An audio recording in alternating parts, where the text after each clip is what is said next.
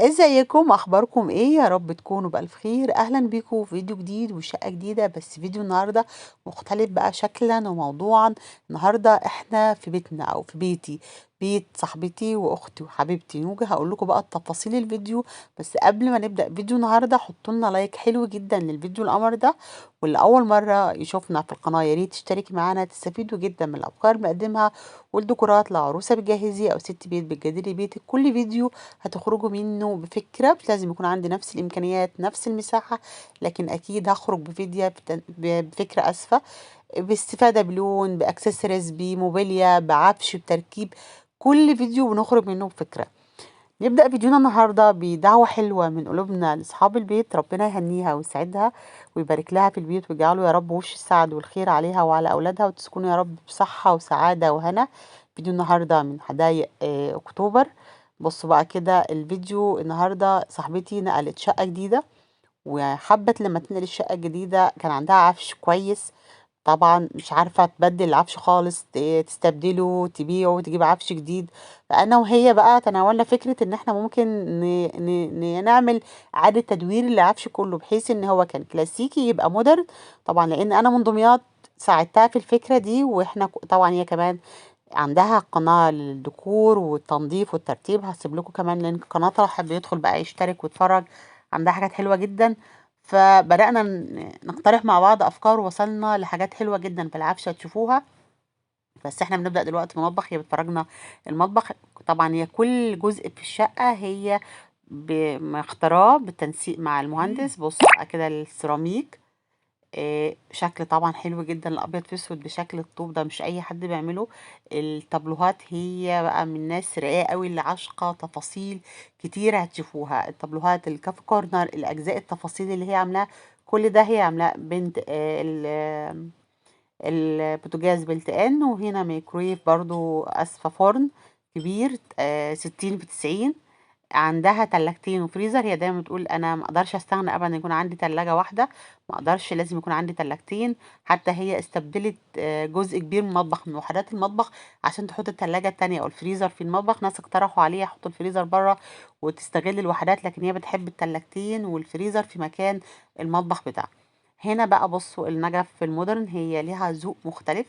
هنا السفرة دي كانت سفرة كلاسيكي جدا، كان فيها شغل قويمة، كل ده اتحاش. الخشب ده، الكراسي دي كانت ظهرها كلها خشب، اتنجدت زي ما حضراتكم شايفين بشكل طولي كده. القماش بتاع الخشب ده جلد مقلوب. شايفين الشرايح الستانلس ده كل ده ما كانش موجود في الترابيزه. لو في فرصه تانية اعرض لكم الشقه دي قبل وبعد، او اسفل الخشب قبل وبعد، في فرق شاسع جدا، متعوب جدا في الشغل ده. سيب لكم رقم النجار ورقم المنجد بتاع الانتريه والصالون. اي حد من متابعينا هيبقى ليه خصم كويس جدا، وعلى ضمانتي اي شغل هيتغير بقى، سواء كان شغل قديم او شغل جديد من الاول عروسه بتعمل. برضو النيش ده والبار والبوفيه كانوا حاجة تانية خالص، قايمة فيها شغل خشب كتير، اتغير كل ده ودخل فيه الاستانلس، بحيث ان هو يبقى مودرن سيمبل قوي. بصوا كمان هنا الانتريه ده كان ضخم جدا، وكمان نوجة كانت متضايقة من حجمه والشغل اللي فيه والقيمة اللي فيه، كل ده اتقص واتنجد بالشكل الرائع اللي حضراتكم شايفين. الكوشنز بقى دخل فيه فرو، والدرجات الجراي من الدرجات اللي هي كمان بفضل، انا شخصيا بحبها ودايما بقول في كل فيديو. بصوا ورقة حائط بقى، هي مختارة ورق حائط مختلف، الالوان بتاعته، التنسيق بتاعه مختلف. دي جولة كده في المطبخ تاني، وهنرجع تاني للريسبشن واوض النوم. بصوا كده شكل المطبخ النهائي. الجبسن بورد في المغناطيس، الحاجات اللي حاطاها على التلاجة. في صور للعيلة هي عاملاها بشكل عمولة، في جروبات عاملة فيها ده، والطابلوهات اللي هنا في الجنب، فشكلها حلو قوي. صور العيلة اللي هي حطاها على التلاجة والفريزر، وصور الفاكهة. هنا كمان برضو الحوض ده تركي بالحنفية بتاعته، برضو الخلاط بتاعته بالخلاط بتاعه، كل التركيب بتاعه تركي. الشفاط، التابلوهات، الإضاءة، كل ده اختياراتها هي وتنسيقها. شايفين الصور بقى؟ لا لا، التلاجة ده حلو أوي الفكرة، بتبقى فكرة مبهجة أوي لصور ولاد هما صغيرين. حلوة أوي الفكرة دي، عجباني جدا. والكافي كورنر بتاعها سيمبل أوي، في رقة وفي روحها هي، في أشكال المجات بتاعتها هي فيها طفولية، بتحب العرايس، بتحب حاجات الأطفال والكرتون. ده المكتبة برضو تصميمها الجبسن بورد بورق الحائط اللي وراها. كل ما تكون المكتبة دايما سيمبل بتدي شكل أفضل، خاصة لو جبسن بورد بلاش الشغل الكتير في المكاتب. حتى حاجات أيكيا سيمبل قوي في المكتبة. كتب لأن هي طبعا قارئة بتحب القصص قوي، وبتحبي كمان العربيات اللي بالشكل ده. لايكات كتير لو الفيديو بتاع النهارده عجبكم. والاباجوره دي من جذع شجر، يعني حتى كانت مره قالت لي لو بتحب ده ابعت لك واحده زيها. بصوا هنا كده ريسبشن. انا بموت في البلاط اللون الرخامي ده، بحبه جدا، بينور الشقه قوي، بيديكي مساحه، بيليق على اي اساس، على اي عفش، على اي الوان ستاير.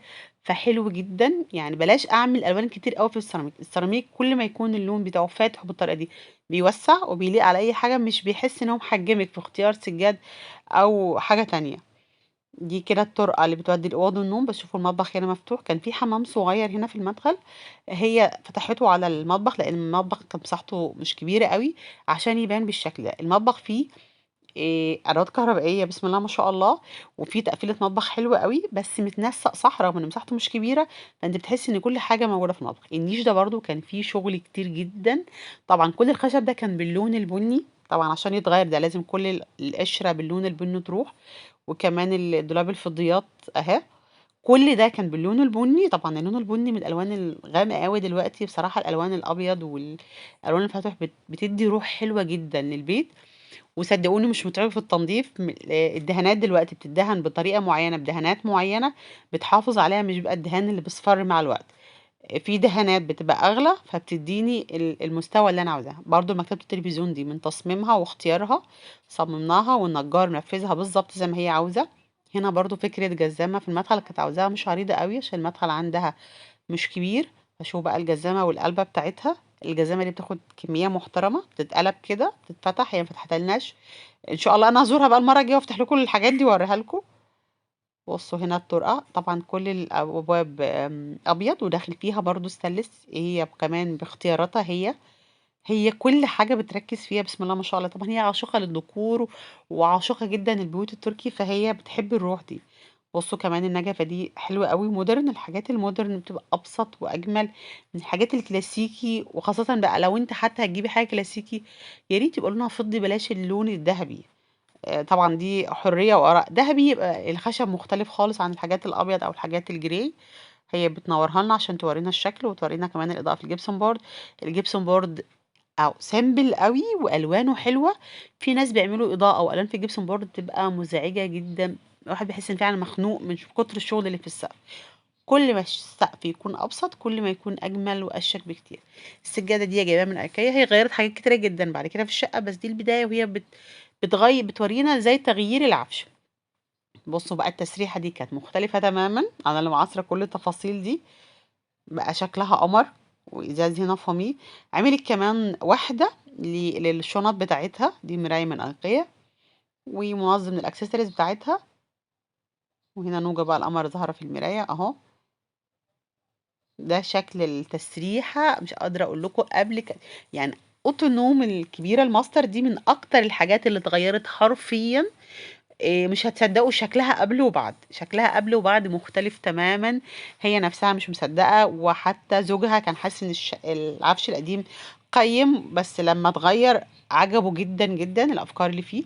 السرير متنجد بشكل طولي مش كابوتيني، هي كانت حابه الشكل الطولي ده. ورق الحائط هنا كمان مختلف، الوان الجري الابيض في الاسود تحفه حلو قوي. بصوا الشكل كده السرير والجبسون بورد والحاجات السيمبل قوي. الدولاب برضه فكرته، الدولاب ده كان مختلف، كان فيه صدف وكان فيه حاجات مختلفة خالص. حتى كانت هي نفسها بتتضايق في التنظيف، كان بيتعبها جدا.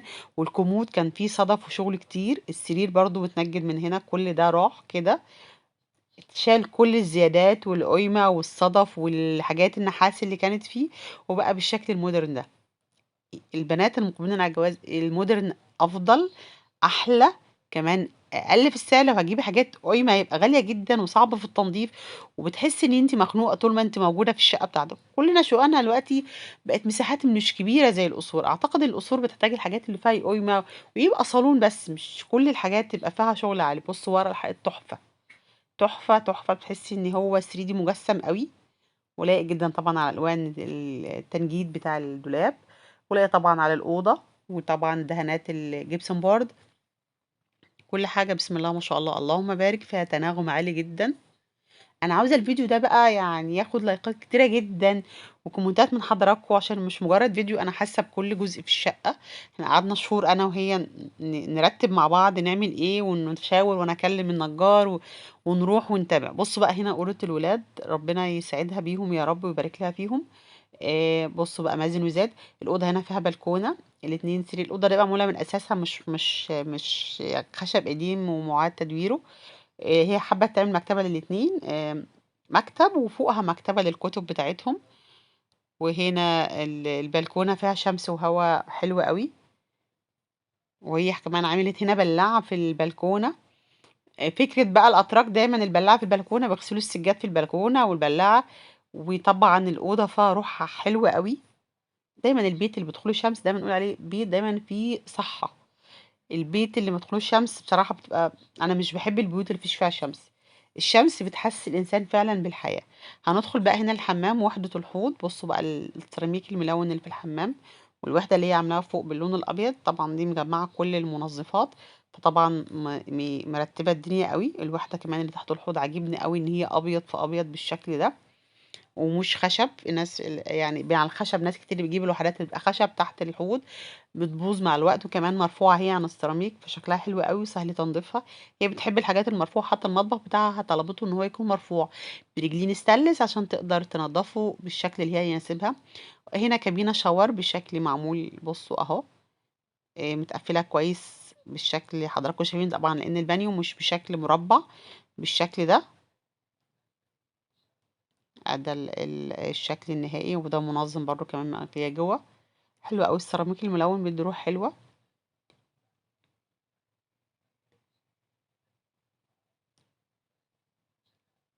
اتمنى ان فيديو النهارده يكون نال اعجاب حضراتكم. فيديو النهارده من اكتر الفيديوهات اللي محتاجه دعم كتير للفيديو، لايكات كتير للفيديو، كومنتاتكم القمر. اشوفكم ان شاء الله في فيديو جديد وشقه جديده، وكمان دعوه كمان مره من قلوبنا لنوجه، ربنا يسعدها ويهنيها ويجعل الشقه فتحه خير عليها اللهم امين. مشاهده ممتعه لحضراتكم باذن الله. اشوفكم ان شاء الله في فيديو جديد، ده الحمام التاني اهو وشقه جديده، ونقول السلام عليكم ورحمه الله وبركاته. مشاهده ممتعه باذن الله.